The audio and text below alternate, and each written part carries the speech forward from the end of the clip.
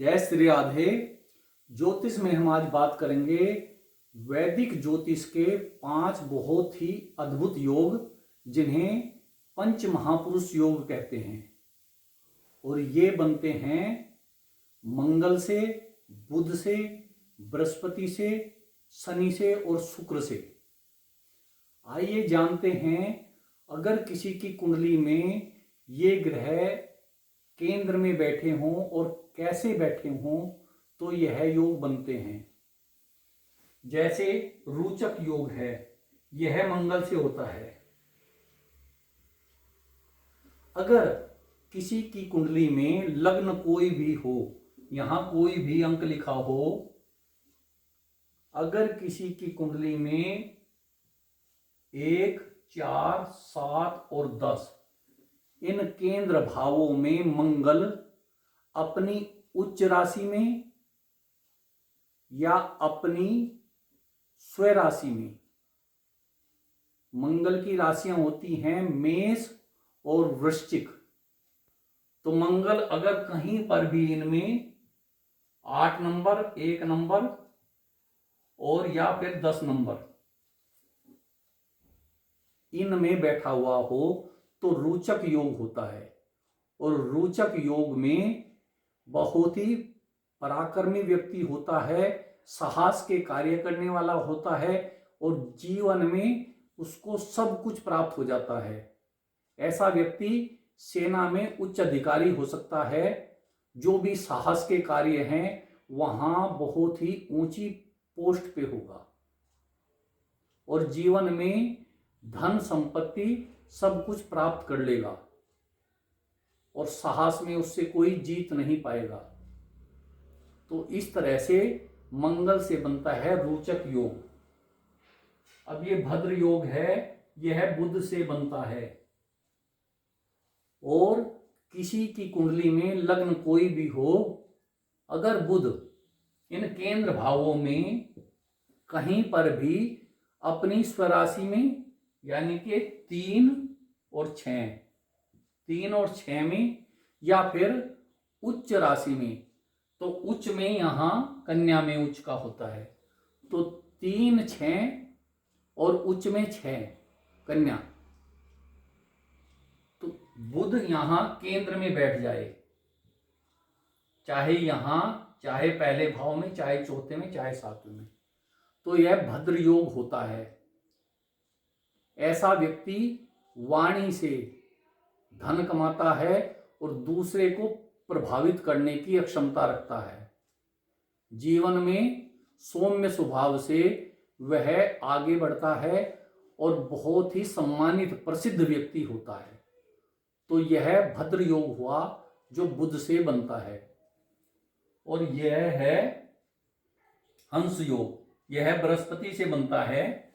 अगर किसी की कुंडली में केंद्र भावों में, इन्हीं भावों में बृहस्पति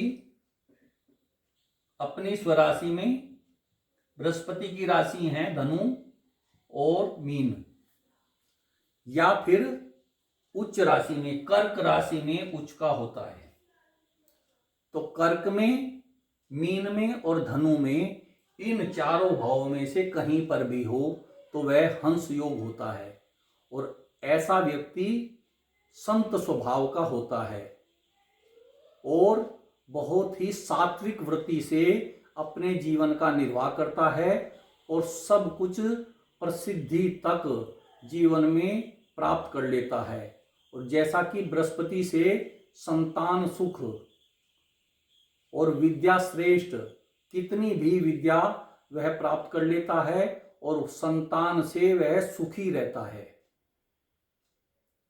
स्पेशली पुत्र संतान से वह सुखी रहता है, संतान उसके फेवर की होती है, उसका कहना मानने वाली होती है। तो इस तरह से बृहस्पति हंस योग निर्मित करता है। और यह है मालव योग, यह शुक्र से होता है। तो जैसा कि शुक्र ग्रह है ऐसा ही वह अपना प्रभाव देगा। इन्हीं भावों में अगर कहीं पर भी शुक्र है और वह अपनी राशि में, जैसे उसकी राशियां हैं 2 और 7, 2 वृषभ राशि और 7 तुला राशि, और शुक्र की उच्च राशि है मीन राशि में, तो किसी भी भाव में 1, 4, 7 और 10 में शुक्र अपनी राशियों में या फिर अपनी उच्च राशि में बैठा हो तो यह मालव्य योग निर्मित होता है। और मालव्य योग में व्यक्ति ऐश्वर्य भोगता है और बहुत ही सुंदर शरीर वाला, दूसरे को आकर्षित करने वाला होता है। जीवन में सभी सुख समृद्धि प्राप्त करता है, वाहन वगैरह किसी चीज की कोई कमी नहीं रहती। इस तरह से शुक्र का यह मालव्य योग बनता है। और यह है सस योग, यह शनि के द्वारा बनता है। शनि इन्हीं केंद्र भावों में अगर अपनी राशि में या फिर उच्च राशि में हो, इन्हीं भावों में अगर शनि, उच्च राशि होती है शनि की तुला, तुला में शनि उच्च के, या फिर मकर और कुंभ, मकर और कुंभ में पहले भाव में, चौथे में, 7वें में और 10वें भाव में कहीं पर भी विराजमान हो। बस इतना है कि अपनी राशि में हो, मकर के शनि या फिर कुंभ के, या फिर अपनी उच्च राशि में तुला में हो, तो यह सस योग निर्मित होता है। और शनि राष्ट्रपति तक बना देता है।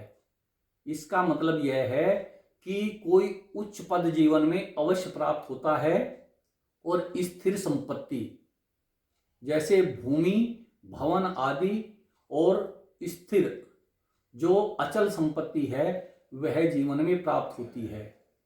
पारिवारिक सुख भोगता है और सर्वोच्च पदों पर कार्य करता है। तो इस तरह से यह सस योग हुआ जो शनि से निर्मित होता है। तो यह 5 योग पंच महापुरुष योग कहलाते हैं। इनमें से अगर एक भी योग किसी की कुंडली में है तो वह धन संपन्न और पारिवारिक सुख, पुत्र आदि से संपन्न रहेगा। और यह बहुत ही आसानी से मिलने वाले योग हैं। इनमें से कोई भी योग आपकी कुंडली में हो सकता है, तो यह सब कुछ आपको जीवन में प्राप्त होगा। जय श्री राधे।